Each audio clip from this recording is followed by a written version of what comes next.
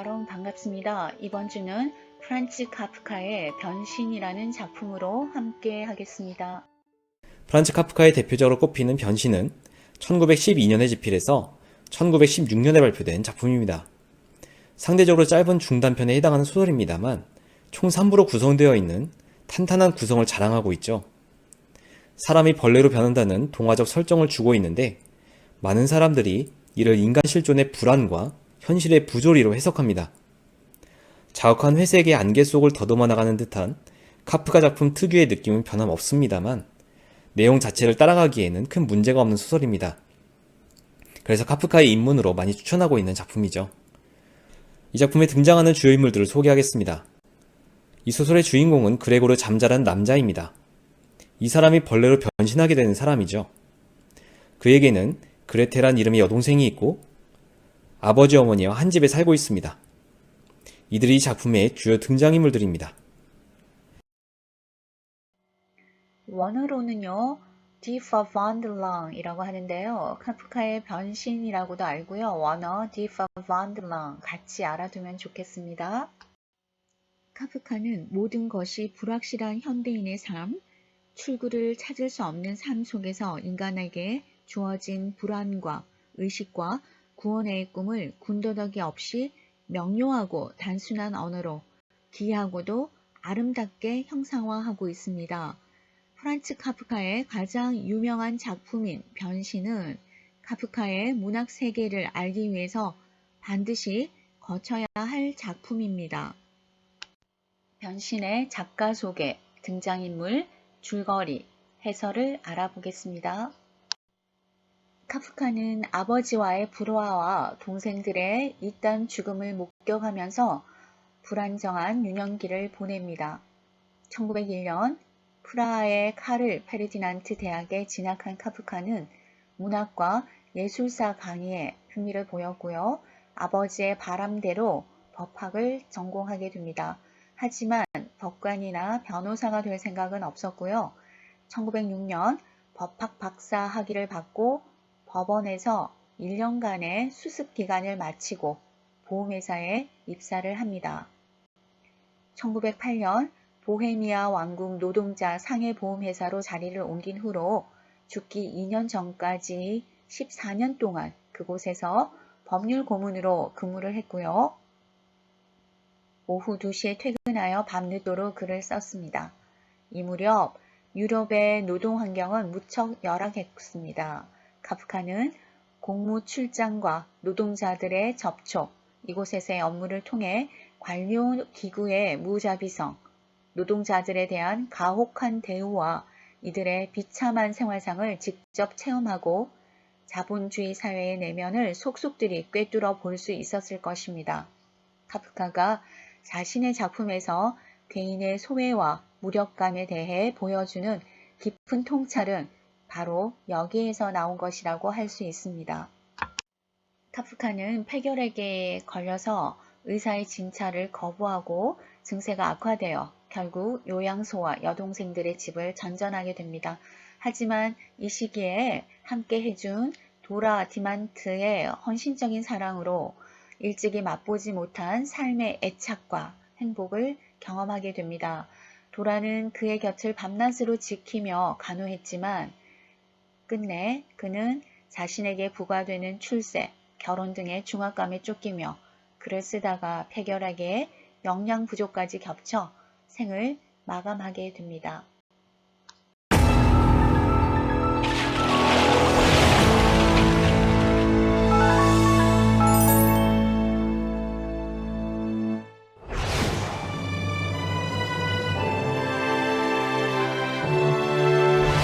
실존주의 문학의 선구자 프란츠 카프카. 프란츠 카프카는 1883년 체코의 수도 프라하의 유대인 가정에서 태어났다. 자수성가한 사업가였던 그의 아버지는 지배적이고 독선적인 성격으로 카프카를 억압하는 일이 잦았고 때문에 불안정한 유년기를 보냈다. 1906년 법학으로 박사 학위를 취득한 그는 평범하게 보험회사에 취업하였지만 그의 삶에 있어 유일한 의미와 목표는 문학에 있었다.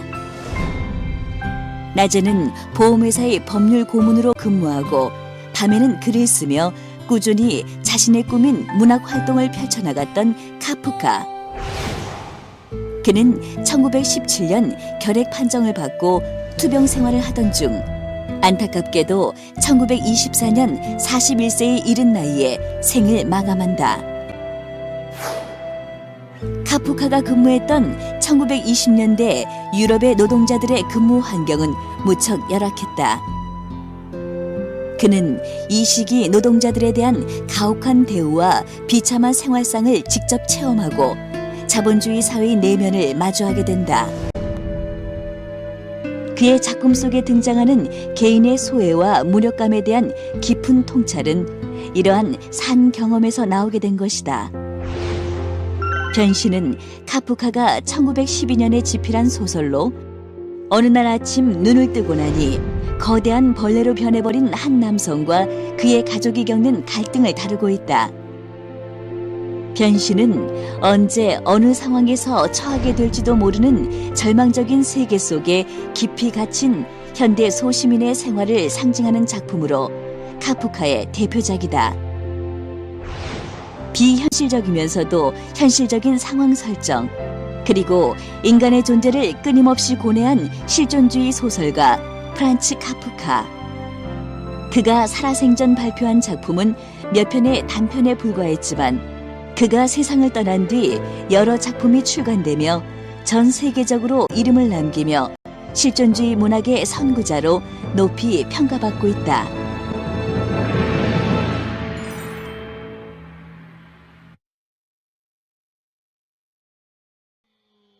생전에 발표된 작품은 사형선고, 관찰, 변신, 유형지에서, 시골의사 등 단편 몇 편에 불과하고요. 사후에 친구 막스 브로트가 그의 미완성인 유고인, 심판, 성, 아메리카 등의 장편을 내놓음으로써 문단, 특히 프랑스의 NRFG 작가들의 주목을 끌게 되었죠. 아버지는 완고한 성격의 소유자로 아버지의 편지가 증명하듯이 그는 일생을 이 아버지에게 열등감을 품고 살았답니다. 어느 날 아침, 눈을 뜬 그레고르는 자신의 몸이 벌레로 변한 것을 발견한다. 시간에 맞춰 늘 그랬듯 출근할 준비를 해야 했지만 벌레로 변한 몸으로는 제대로 움직일 수도 출근 준비를 할 수도 없었다. 가족들은 회사로 향하는 열차 시간이 지났는데도 자신의 방에서 나오지 않는 그레고르를 걱정하며 그의 방문을 열려고 했지만 그레고르는 필사적으로 그것을 막는다. 이윽고 그레고르가 일하는 회사의 지배인이 집을 방문하게 되고 그레고르는 시간을 끌다가 결국에는 자신의 방문을 열게 된다. 벌레로 변한 그의 모습을 보고 모두들 기겁하였고 그레고르는 회사에서 잘리게 되었으며 가족들 중에서도 특히 그의 아버지가 폭력적으로 그를 걷어차며 그를 다시 방 안에 가두게 된다. 그레고르는 집안의 모든 경제 상황을 해결해주고 있었지만 그가 일을 하지 못하는 몸이 되자 가족들은 대책을 세워야 했다. 그들은 자주 식탁에 둘러앉아 대화를 나누게 되었고 그레고르는 방 안에 갇혀 그들의 말들을 점점 못 알아듣게 되었다.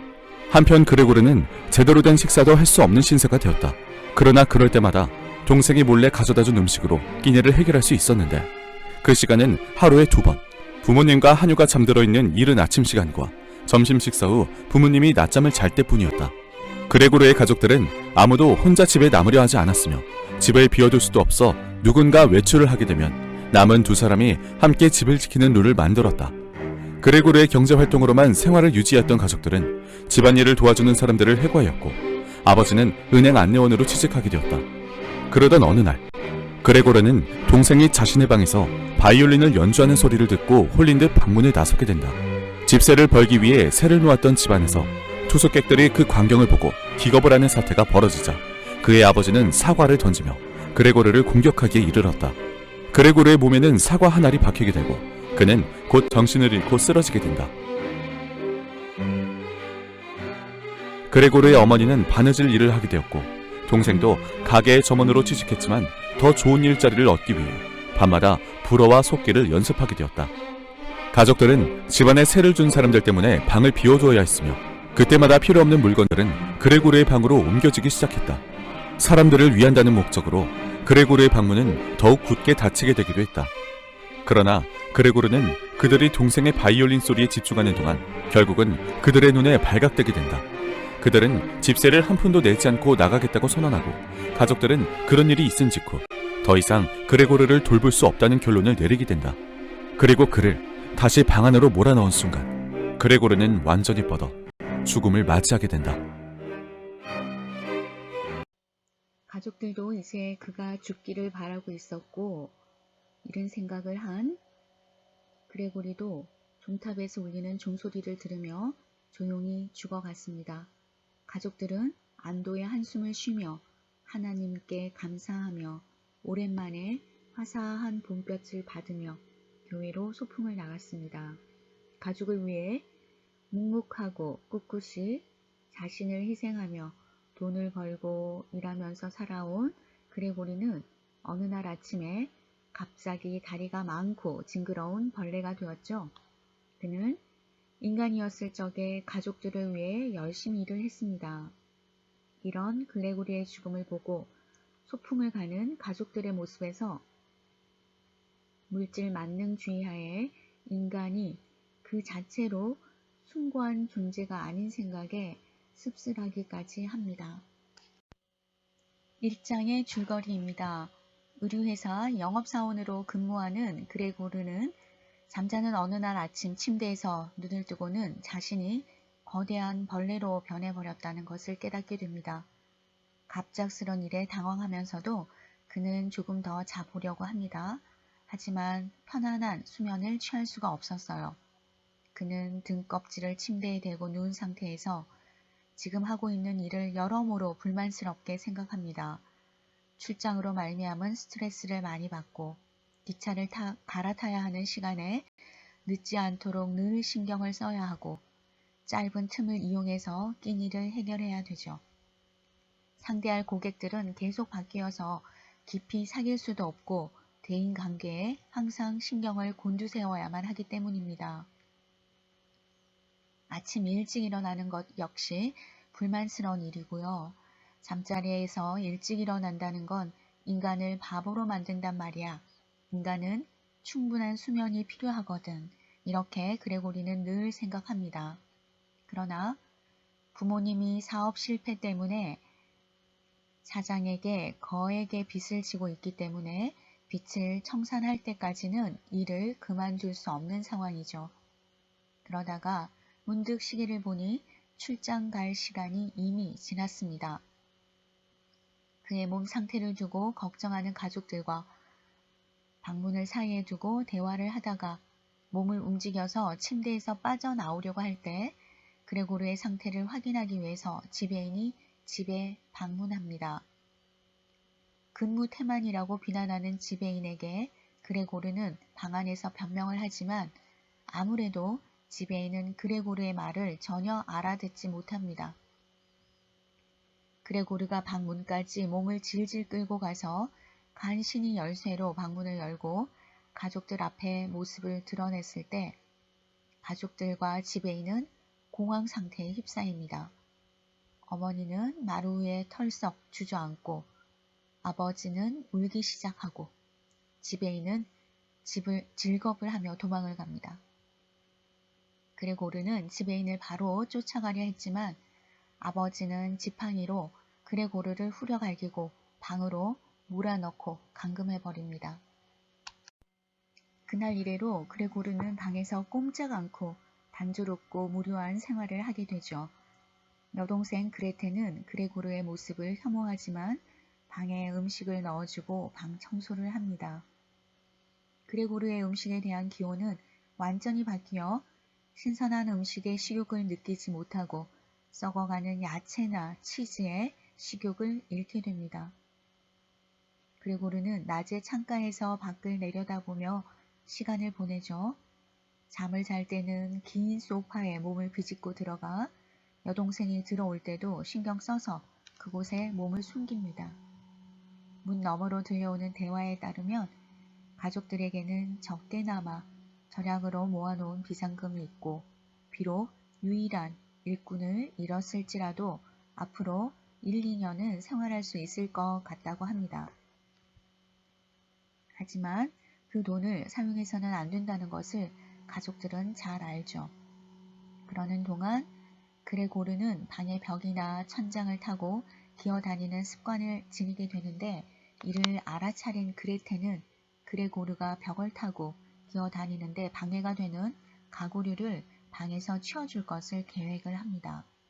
그레테는 어머니와 협력해서 가구를 옮기고, 그레고르도 처음에는 신경 써서 몸을 숨기고 있었지만 그들의 대화를 엿듣고 문득 자신이 인간이었던 시절의 흔적을 없애버려도 괜찮은 것일까 하고 회의합니다. 그레고르가 자신의 뜻을 표출하려고 벽에 걸려있던 액자에 달라붙자 그런 그레고르의 모습을 본 어머니는 기절을 합니다. 최근 은행의 수의로 근무한 아버지가 귀가했을 때 그레테를 통해 그레고르가 난동을 부린 것으로 간주하고 그는 그레고르에게 사과를 마구 집어던집니다. 그레고르는 깊은 상처를 입고 정상적으로 움직일 수 없게 됩니다. 아버지가 던진 사과가 그레고르의 등에 박혀버렸기 때문에 그레고르는 오랫동안 그 상처로 고통을 겪게 됩니다. 그 사이에 가족들은 빠듯한 형편으로 생활을 하고요. 어머니와 여동생도 직장을 구해서 일을 하게 됩니다. 여동생은 더 이상 그레고르를 돌보는 것에 열의를 지니지 않게 됩니다. 가정부도 나이든 가정부로 교체하였고요. 우연히 그레고르를 보게 된 가정부는 그레고르를 전혀 무서워하지 않고 수차례 그레고르를 조롱합니다. 한편 집을 신사 3명에게 하숙을 주고 나서 그레고르의 방은 애물단지 같은 가구를 놓아두는 헛간으로 변해버리는데요. 어느 날 거실에 있던 신사 한 명이 그레테가 연주하는 바이올린 소리를 우연히 듣고 충동적으로 자기 쪽으로 와서 연주해달라고 요청합니다. 그레테는 요구받은 대로 신사의 앞에서 연주를 하죠. 신사들이 처음부터 실증 느끼는 데 비해서 그레고르는 연주에 감동하고 방에서 기어 나와 버리게 됩니다. 그레고르의 모습을 본 신사들은 화를 내고 당장 이 계약을 철회할 것을, 또 지금까지의 하숙비도 지불할 수 없다고 선언합니다.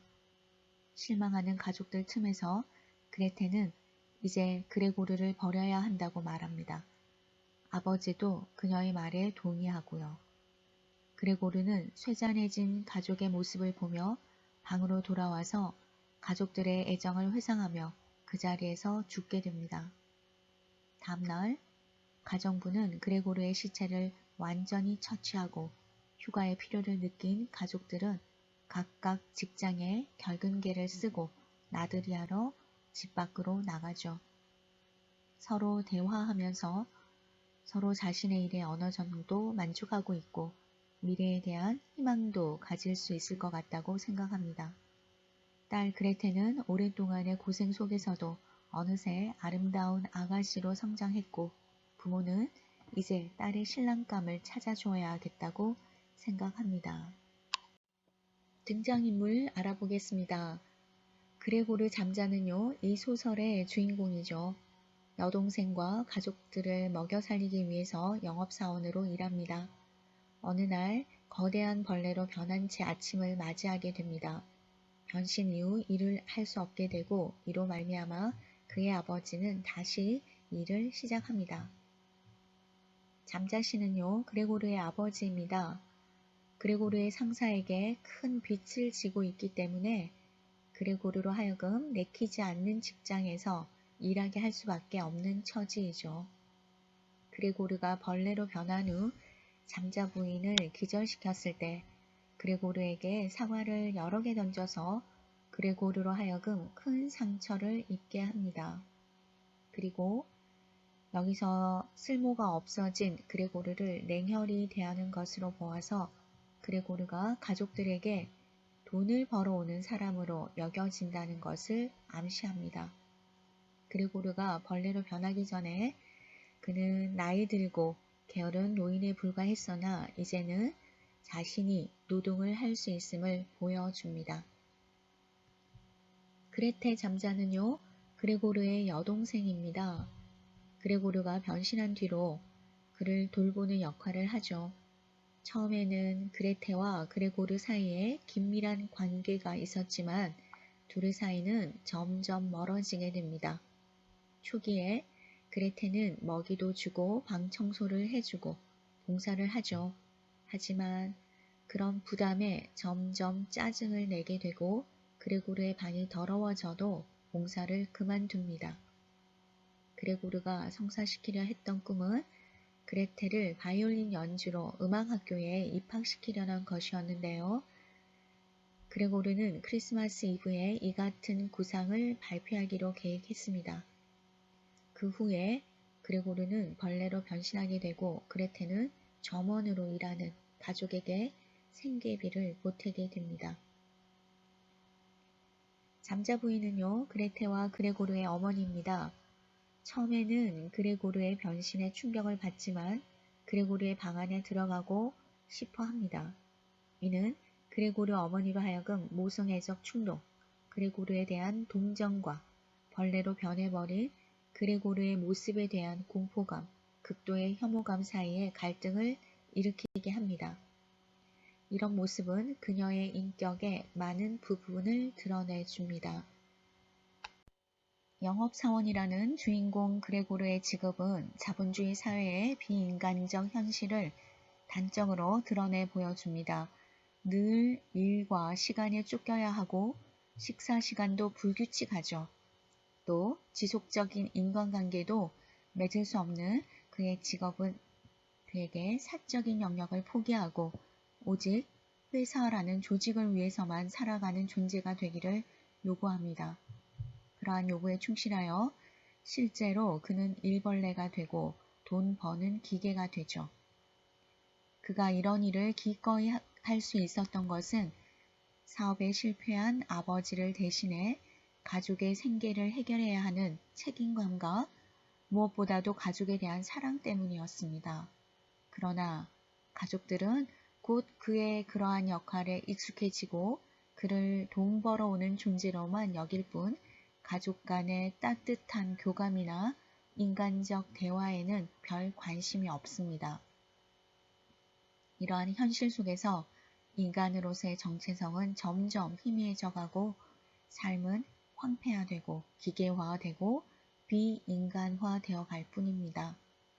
그레고르는 더 이상 인간이 아니라 말 그대로 일벌레로 돈 버는 기계로 전락한 것이죠.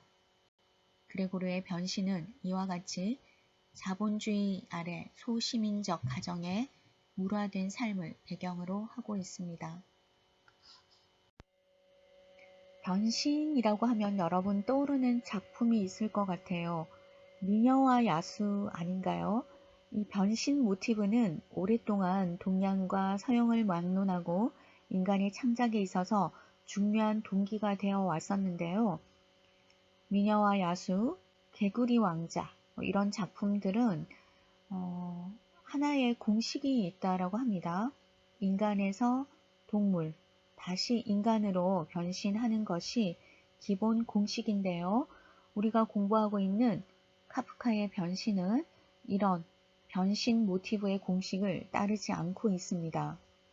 변신 전, 그리고 변신이 되어서, 그리고 변신 후 그대로 인간에서 벌레로 변신을 할 뿐이지 다시 인간으로 돌아오지 않죠. 변신 전 인간의 모습에서는 가족의 생계를 책임지고 정상적인 가족 관계를 유지하는 아주 소통하고 따뜻하고 인간적인 관계의 모습을 보여주고요. 변신을 했을 때는 이제 인간 소외와 부조리한 현실을 상징적으로 보여줍니다. 변신 후에는 쓸모없는 존재가 되어서 가족으로부터 소외되고 구박을 받죠. 이러한 작품이 의미하는 것은 인간이 인간 자체로 존중받지 못하고 관계로부터 소외되고 버려지는 인간성 상실의 시대에 대한 비판이라고 볼 수 있겠습니다. 소설 변신은 그레고르 잠자와 그를 둘러싼 가족의 이야기입니다. 그레고르는 유능한 영업사원이었습니다. 그는 매일같이 방방곡곡을 떠돌아다니는 영업생활에 무척이나 지쳐 있었죠. 하지만 그레고르는 아무리 힘들더라도 이를 관둘 수 없었습니다. 가족의 생계가 오직 그레고르에게 달려 있었기 때문입니다. 즉 그레고르는 가장이었고 그의 두 부모와 여동생은 그에게 경제적으로 의지하는 상황이었습니다. 그런데 어느 날 아침 그레고르가 눈을 떴을 때 그는 벼랑간 한 마리의 벌레가 되어 있었습니다. 등은 철갑처럼 단단했고 배는 둥그런 갈색 모양으로 칸칸이 나뉘어 있었으며 그 밑으로는 형편없이 가는 다리들이 수없이 버둥거리고 있었죠. 그레고르는 너무 놀랐지만 그보다도 걱정이 앞섰습니다. 자신이 돈을 벌어오지 못하면 당장 가족의 생계가 위태로웠기 때문입니다. 그때 마침 집으로 누군가 찾아옵니다. 그레고르가 다니는 회사의 매니저였습니다. 출근 시간이 한참 지나도록 그레고르가 나타나지 않자 확인차 방문했던 겁니다. 잠시 후 매니저는 그레고르의 방문을 두드리며 무슨 일이 있느냐고 묻습니다. 이에 그레고르는 벌레로 변한 몸을 힘들게 이끌고 방문을 빼꼼히 열며 벌레가 된 모습을 드러냅니다. 놀란 매니저는 불이 나게 주랭랑을 쳤고 덩달아 놀란 가족들은 그레고르를 방 안으로 집어넣습니다. 이로써 소설 속의 공간은 그레고르의 방 안과 방 밖이라는 이분법적 구도를 완성하게 되죠. 아무튼 그레고르와 그의 가족들은 그 놀라운 사태에 적응해야만 했습니다. 이를테면 그레고르는 직립보행을 버리고 벌레처럼 기어다니는 것에 익숙해져야 했고 또한 그의 가족들은 그레고르에게 의지하던 생활에서 벗어나 일자리를 찾아야 했죠. 다행히도 머지않아 그들은 새로운 생활에 적응하는 듯 보였습니다. 그렇게 며칠이 지나고 여동생은 어머니에게 한 가지 아이디어를 제안합니다. 그레고르가 좁은 방 안에서 편히 기어다닐 수 있도록 방 안에 있는 가구들을 치워주자는 거였죠. 물론 어머니는 동의하였고 그 즉시 두 모녀는 방 안 가구들을 다른 곳으로 옮기기 시작합니다. 이를 목격한 그레고르는 혼란스러웠습니다. 그 이유는 방 안 가구들을 밖으로 옮기면 물론 기어다니기엔 편하겠지만 그것은 곧 벌레로서의 자기 자신을 완벽히 인정하는 행위와 다름 아니며 의식으로나마 남아있던 인간 그레고르가 완벽히 사망하는 순간이라 여겨졌기 때문입니다. 이에 그레고르는 두 모녀가 잠시 쉬고 있을 때 벽면에 걸려있던 숙녀가 그려진 액자 위에 올라가 자리를 잡습니다. 단지 액자를 지키기 위한 행동이었죠. 그런데 이때 휴식을 마친 어머니가 방문을 열고 들어오려던 찰나 그레고르의 모습을 목격하고는 그만 기절해버리고 맙니다. 이로 인해 화가 난 가족들은 더욱 철저하게 그레고르를 방 안에 가두게 되죠. 그로부터 며칠이 지나고 가족들은 생활비에 보태고자 빈 방에 하숙생을 들이게 됩니다. 그러던 어느 날 여동생이 거실에서 바이올린을 켜던 날이었습니다. 하숙생들은 잠시 관심을 보이는 듯 했지만 금방 흥미를 잃어버리고 말았죠. 하지만 그 순간 방 안에 갇혀있던 그레고르는 동생의 연주 소리에 귀를 기울였습니다. 그러고는 무엇에 홀리기라도 한 듯 동생을 향해 전진하기 시작합니다. 이를 목격한 하숙생들은 그 징그러운 모습에 화들짝 놀라 환불을 요구하며 집을 떠나죠. 이로써 그레고르 때문에 하숙 사업까지 실패로 끝나자 단단히 화가 난 가족들은 최후의 결단을 하고 맙니다. 그레고르를 방 안에 가두고 죽을 때까지 방치하기로 한 것입니다. 얼마 뒤 그레고르는 마침내 삐쩍 마른 모습으로 죽어 있었고 가족들은 드디어 안심하며 모처럼 소풍을 나서는 모습으로 소설은 막을 내립니다. 이 작품은요, 1912년에 집필이 되었고요. 월간지 디 바이센 블레터에 처음으로 수록이 되었고 1916년에 출판되었습니다. 카프카 생전에 간행된 소수의 작품 중의 하나이고 변형 기담의 특유한 유머와 이상한 사건을 예사로운 일처럼 묘사하는 작자의 냉정하고 사실적인 문체는 독자로 하여금 실존의 차원과 부조리의 세계로 끌어들이는 박력을 지니고 있습니다. 현대인이 언제 어느 상황에서 처하게 될지 모르는 절망적인 세계 속에 유폐된 소시민의 생활을 상징하는 것으로서 카프카 문학 중에 대표작으로 평가되고 있습니다. 그렇다면 우리는 이 작품을 통해 무엇을 느낄 수 있을까요? 사실 카프카의 변신을 둘러싼 해석은 그 관점이 굉장히 다양합니다. 가령 가족이라는 관점에서 해석하는 이들은 필요에 의해 맺어진 가족의 비극성을 주제로 감상하기도 하고요. 또 프롤레타리아적 관점에서 해석하는 이들은 노동 능력을 상실한 존재가 쓸모없는 존재로 전락하게 되는 자본주의의 잔혹성을 감상하기도 합니다. 또 다른 사람들은 작품이 발표된 시대적 상황에 주목하며 당시 유대인을 마치 벌레처럼 여기던 독일 사회에 대한 카프카의 풍자를 감상하기도 하죠. 본 영상에서는 이들과는 달리 실존적 관점에서 작품을 바라보려 합니다. 물론 가능한 해석들은 수없이 많으므로 참고하는 정도로만 가볍게 시청해 주시기 바랍니다. 먼저 우리가 짚고 넘어갈 점은 소설의 제목이 변신이라는 점입니다. 변신은 필연적으로 주체가 필요하죠. 즉 변신이라는 단어는 변신을 겪는 그 무언가를 필요로 하는 개념입니다. 그렇다면 많은 분들은 당연히 그레고르를 떠올릴 겁니다. 그 이유는 두말할 것도 없이 그레고르가 벌레로 변신했기 때문이죠. 하지만 작품에서 변신한 건 그레고르뿐만이 아닙니다. 다름 아닌 그의 가족도 변신의 주체라 할 수 있죠. 따라서 이들 각각의 변신과 그 의미를 차례로 살펴보도록 하겠습니다. 첫째로 그레고르가 겪은 변신입니다. 유능한 세일즈맨이었던 그는 하루아침에 벌레로 변신하고 맙니다. 이는 그레고르 입장에서 참 억울한 일이 아닐 수 없습니다. 그는 단지 열심히 산 죄밖에 없기 때문이죠. 하지만 역설적이게도 그가 벌레가 된 이유는 바로 여기 있습니다. 아무런 고민 없이 그저 열심히 살기만 했다는 사실 말이죠. 즉 그레고르는 삶의 의미를, 존재의 이유를 고민하지 않고 그저 가족을 위한 것이라는 명분 아래 자기의 실존을 방치했으며 그 결과 자기 존재를 잃어버린 것입니다. 프랑스의 철학자 사르트르는 이를 자기 기만이라고 표현합니다. 그가 말하는 자기 기만이란 쉽게 말해 실존적 고민을 회피하고 마치 목적이 정해진 도구처럼 현실에 안주하며 살아가는 사물적 삶을 뜻합니다. 그레고르는 사물적 삶을 살았고 그 결과 정말 말 그대로 사물이 되어버린 거죠. 그러나 이때까지만 하더라도 아직 희망은 있었습니다. 비록 신체를 잃어버리긴 했지만 아직 그에겐 생각할 수 있는 의식이 남아 있었기 때문이죠. 즉 그레고르는 두 갈래 기로에 들어선 것입니다. 벌레가 되느냐, 의식을 수호하느냐, 다시 말해 사물이 되느냐, 실존하느냐 하는 거죠. 여기서 카프카가 말하는 실존이란 존재 양식에 매몰되지 않는 것입니다. 비록 그레고르의 존재 방식인 벌레 같은 몸으로 제한되었을지라도 그레고르는 그 안에서 다시금 삶의 의미를 창조해야 했던 것입니다. 물론 그레고르는 노력했습니다. 이를테면 두 모녀가 그레고르의 방 안 가구들을 치우려고 할 때 이에 저항한 사건이 그렇습니다. 가구들을 치우면 그레고르는 편히 기어다닐 수 있겠지만 그것은 곧 벌레라는 존재 양식에 매몰되고 마는 거죠. 그레고르는 이를 깨닫고는 숙녀가 그려진 액자 위에 올라가 필사적으로 버팁니다. 이는 벌레가 되지 않으려는 그레고르의 실존적 의지와 나아가 액자 속 여인으로 상징된 사랑이라는 인간적 가치를 지켜내려는 낭만적 감성을 드러냅니다. 바꿔 말하면 실존하지 않는 인간은 곧 낭만적 감성을 상실한 자들이라고 해석할 수도 있는 거죠. 하숙생들이 여동생의 바이올린 연주에 무심한 것도 같은 맥락에서 이해할 수 있습니다. 그들은 시민이라는 존재 양식에 매몰되었기 때문에 낭만적 감성을 상실한 자들이고 따라서 여동생의 연주에 감동받을 수도 없었던 것입니다.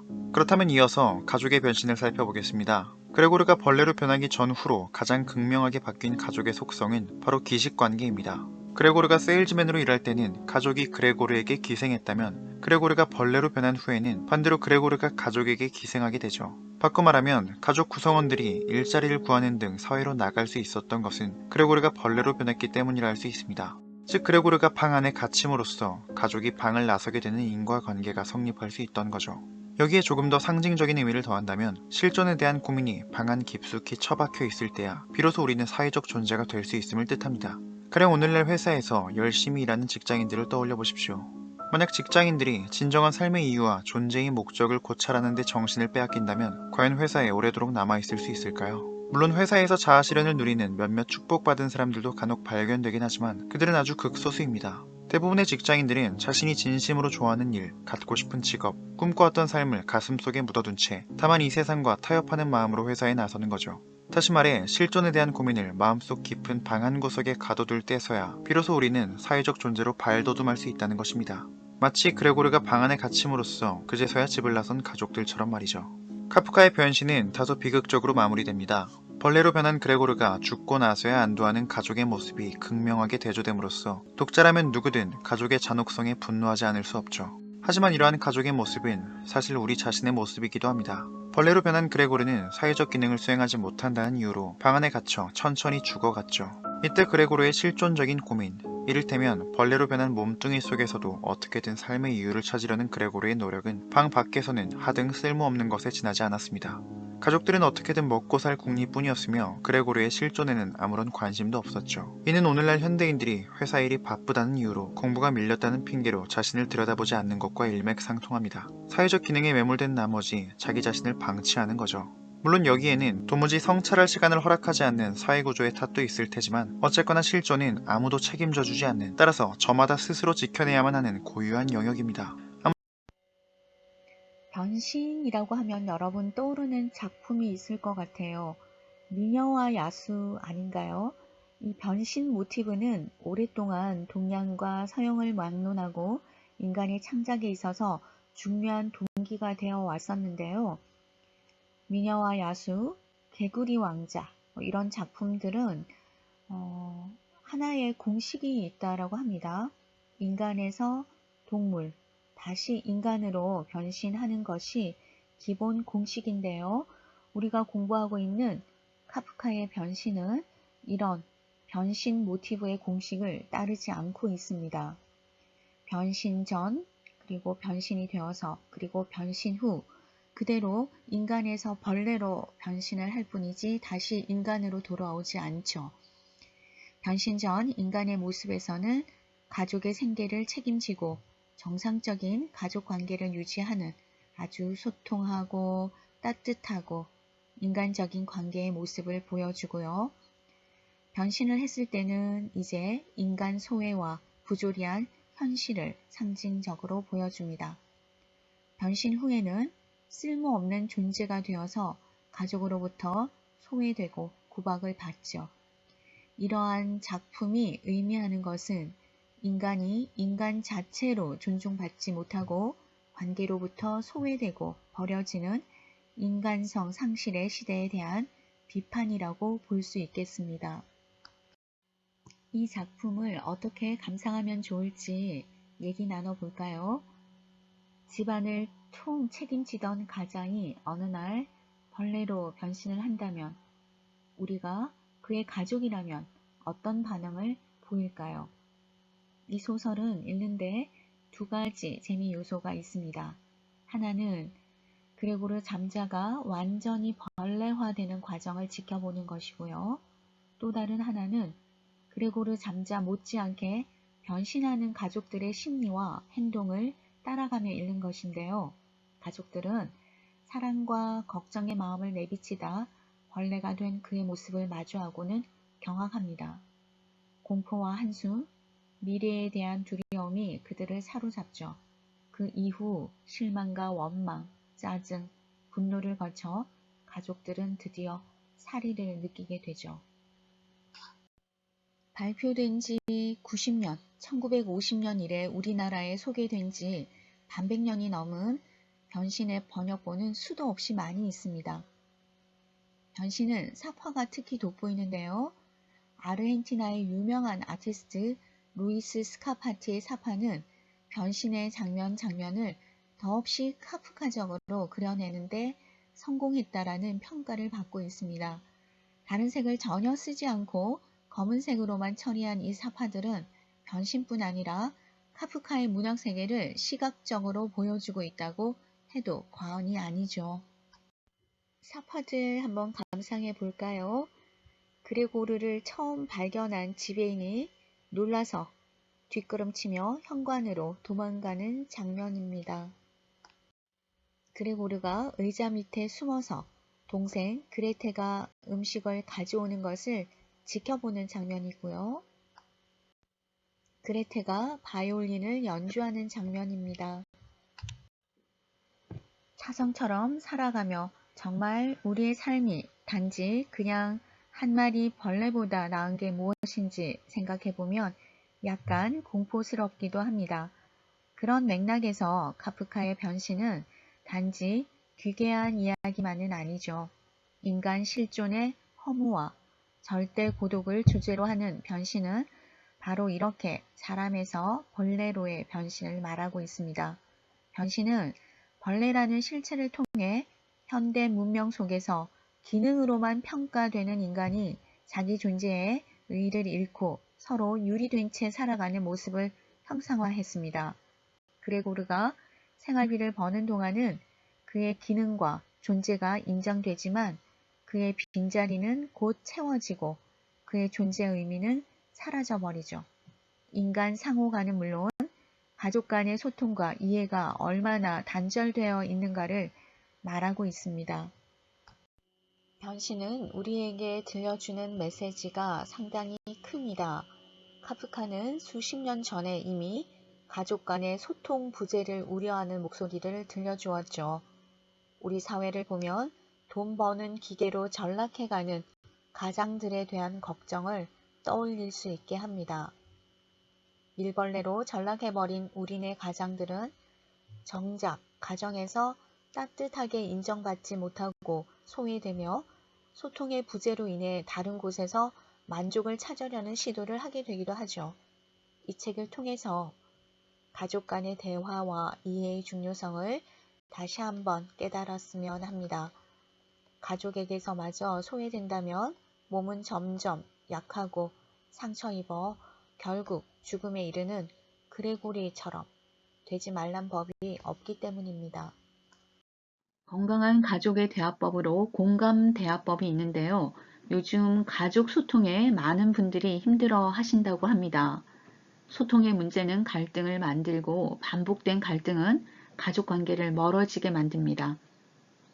우리 부모님의 세대는 IMF 등 어려운 성장 배경에서 가부장적인 가족 구조를 유지해 왔었고요.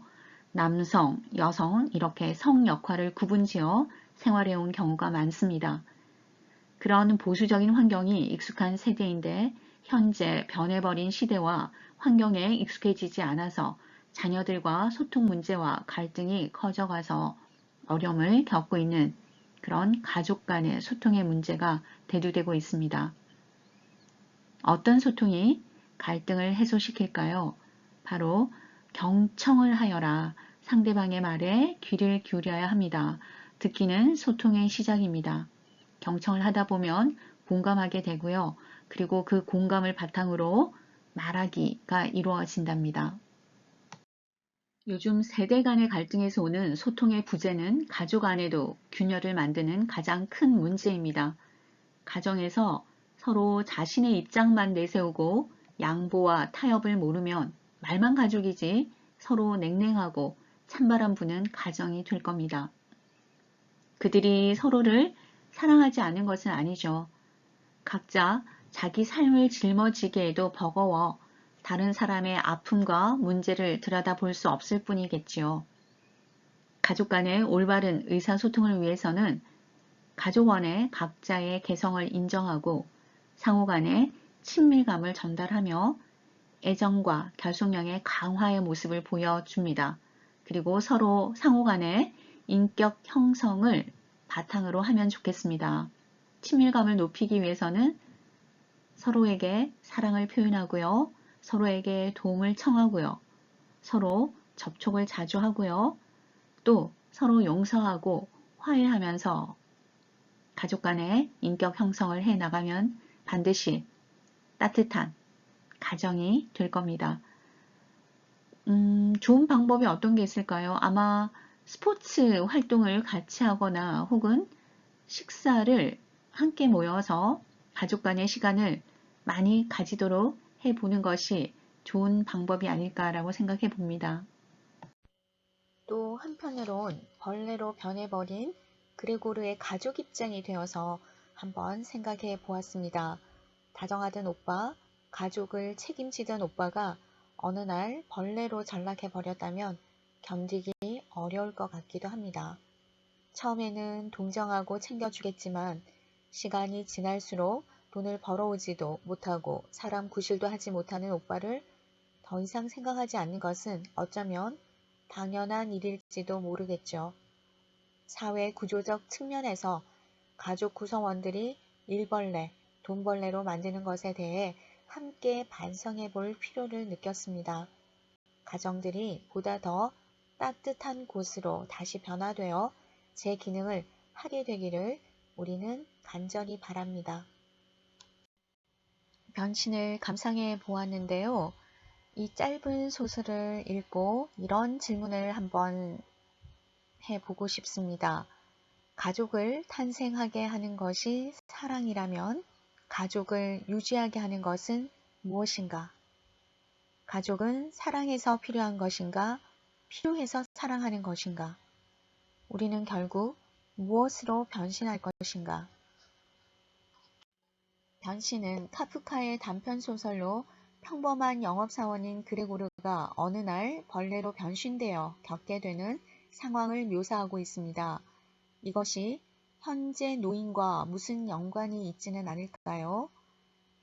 사실 소설에서는 노인을 다루지는 않습니다. 하지만 소설 주인공인 그레고르와 노인은 생계를 책임져 왔지만 어떠한 상황을 겪게 되면서 가족들과 멀어지게 되고 비참함과 소외감 속에 결국 죽음을 맞이한다는 공통점을 찾아볼 수 있을 것 같습니다.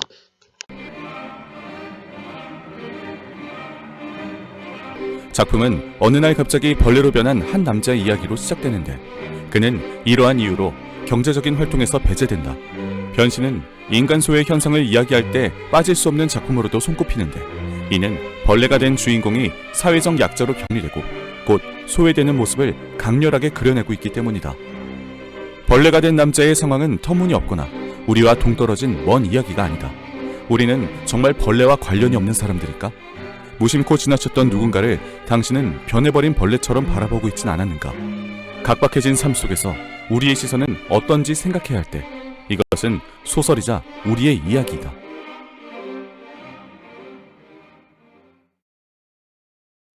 소외라는 단어를 생각하면 여러분들은 군중 속의 고독이다라는 문장을 떠올리게 될 텐데요. 친구가 많지 않다. 늘 외롭고 고독하다. 이제는 이러한 것이 오히려 더 편하다. 모임이나 만남을 하면 좋기는 한데 더 불편한 경우가 있더라. 이런 얘기들을 하는 것을 주변에서 들어보실 수 있습니다. 지금 우리는 개인주의적인 포스트 모더니즘 시대에 살고 있습니다. 하지만 이런 시대이더라도 우리는 항상 사회와 어울려 융합하며 살아가야 된다라는 사실을 잊지 말기를 바랍니다. 기계화, 산업화, 정보화 사회가 인간 소외에 대한 경종을 울리고 있습니다. 특히 인간의 기계화는 인간 소외 문제를 야기시켜 왔는데요. 현대인들은 자기 중심적, 자기 만족적 성향이 강하죠. 어떤 국가와 민족을 막론하고 인간 소외 문제에서 자유로운 곳은 없습니다. 현대 문명은 물질적 풍요로움과 지적인 발전을 가져온 반면에 정신적으로 성숙하기까지에는 풀어야 할 과제들이 아주 많습니다. 그중 한 가지가 인간 소외 현상인데요. 소외란 뜻은 집단으로부터 따돌림을 당하여 고립됨을 나타냅니다.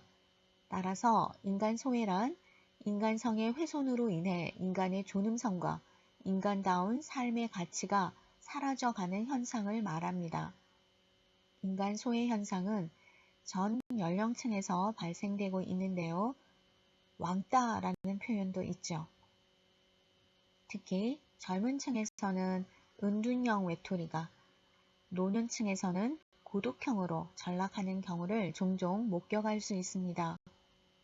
이러한 현상은 궁극적으로 조직이나 사회로부터 소속감을 박탈시킵니다. 그 이유는 현대사회의 병리 현상에다가 나눔과 공생의 정신이 미미하거나 부재하기 때문일 겁니다. 서로 다름과 공존과 그에 기반한 상호 간의 소통을 주제로 한 이야기가 우리 주변에 꽤 있습니다. 혹시 생각나는 소설이나 영화가 있을까요? 정현종님의 섬이라는 시를 갖고 와 보았습니다. 단절된 인간관계를 극복하고자 하는 의지와 인간관계의 복잡함으로부터 벗어나고자 하는 의지가 잘 표현된 시입니다. 여러분 함께 읽어볼까요? 사람들 사이에 섬이 있다. 그 섬에 가고 싶다. 너무 짧아서 여러분이 어떤 생각을 하셨을까 싶은데요. 짧지만 많은 생각을 하게 해주는 시인 것 같습니다. 사람들 사이에 섬이 있고 그 섬에 가고 싶다는 것. 사람이 섬이 아니라 사람들 사이에 섬이 있다는 것입니다. 어떤 의미일까요? 고독한 현대인의 소통을 위한 갈망이라고 할 수도 있겠고요. 인간성 상실의 시대에 사람들과의 관계 회복을 의미한다고도 할 수 있습니다. 섬이란 홀로 떨어져 있는 것처럼 보이지만 알고 보면 바닷속에는 땅으로 모두 연결되어 있지요. 그래서 사람은 관계가 어우러지게 마련입니다. 사람들 사이에 있는 섬이란 어떤 의미일까? 사람들 사이에 있는 섬에 가고 싶다는 것은 어떤 의미일까요? 서로 다름 혹은 소외 소통 이런 단어와 함께 떠올리는 동화는 미운 오리 새끼라는 거 여러분 다 읽어보셨죠? 서로 다름이라는 문구를 보면 다르게 생긴 미운 오리 새끼라는 동화가 생각이 나기도 합니다. 여러분 7번 방의 선물 영화 모두 보셨죠? 이 영화도요. 이야기가 좀 특별한 소통에 관한 거라고 생각을 합니다. 6살의 지능을 가진 아버지가 실제 6, 7세의 나이 딸인 예승이와 완벽하지 못하고 어눌한 말솜씨로 어떻게든 대화를 해나가고 아이 또한 아버지의 상태를 잘 알고 있기 때문에 아버지의 눈높이에 맞게 의사소통을 하는 장면이 다른 이야기와 다르게 조금은 특별한 형태의 소통을 다루고 있는 것처럼 인식이 됩니다.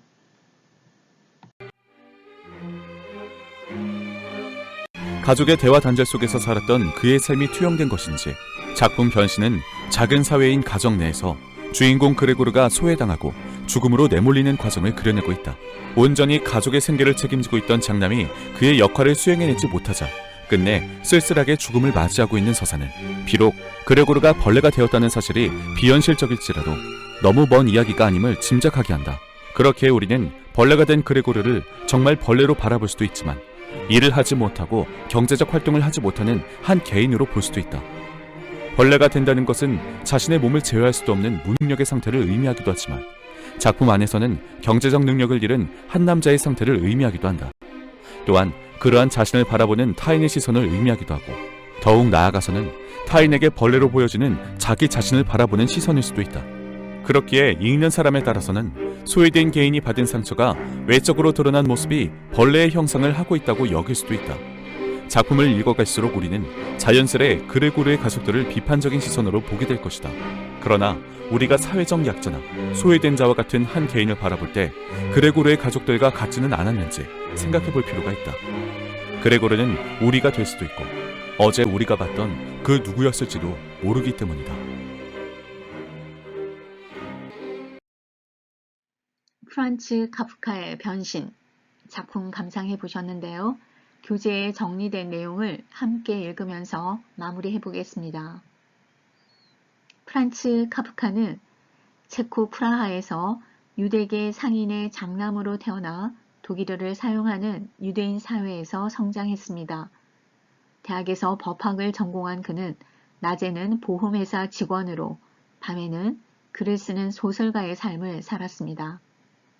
카프카는 인간 간의 소통 부재와 고독, 소외와 좌절, 불안과 부조리 등에 대한 날카로운 통찰로 20세기 최고의 문제적 작가라는 평가를 받고 있습니다.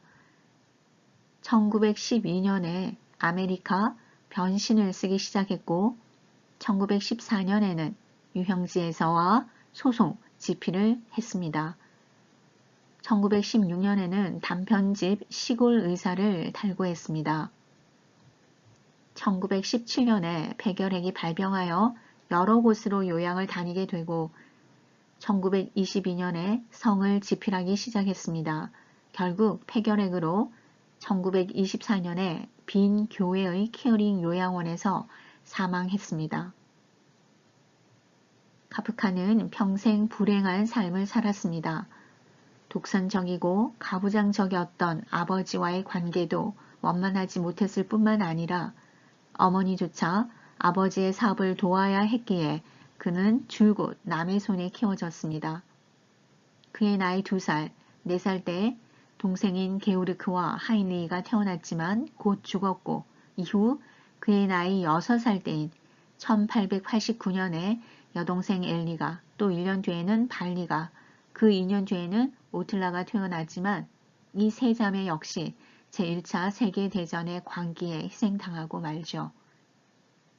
아버지와의 불화와 동생들의 잇단 죽음을 목격하면서 그는 불안정한 유년기를 보내게 됩니다. 성인이 되어서도 카프카는 프라하의 상층부를 장악하고 있던 독일인에게는 유대인이라는 이유로 같은 유대인들로부터는 시온주의에 반대한다는 이유로 배척받았습니다.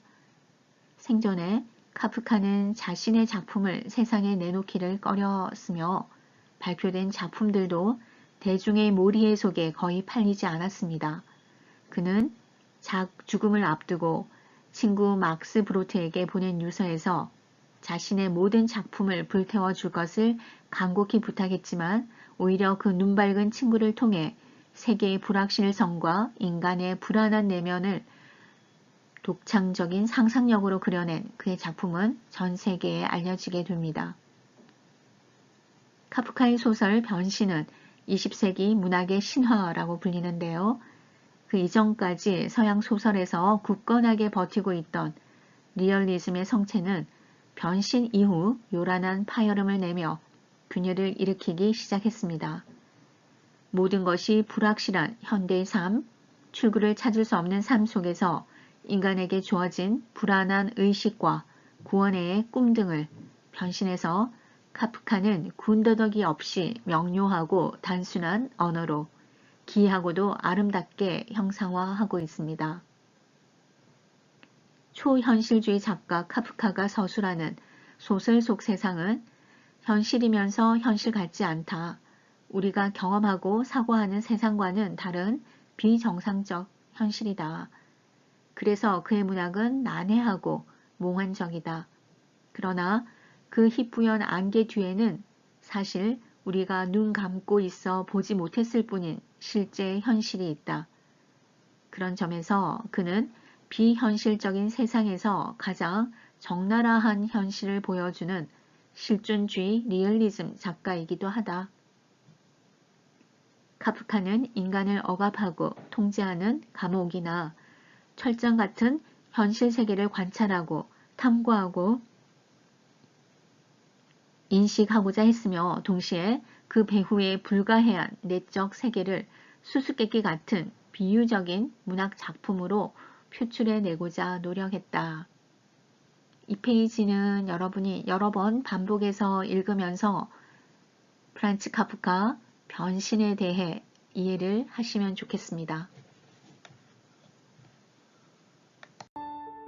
문학과 융합 역량 변신이라는 작품 감상 잘 해보셨는지요? 강의 들으시느라 수고 많으셨습니다.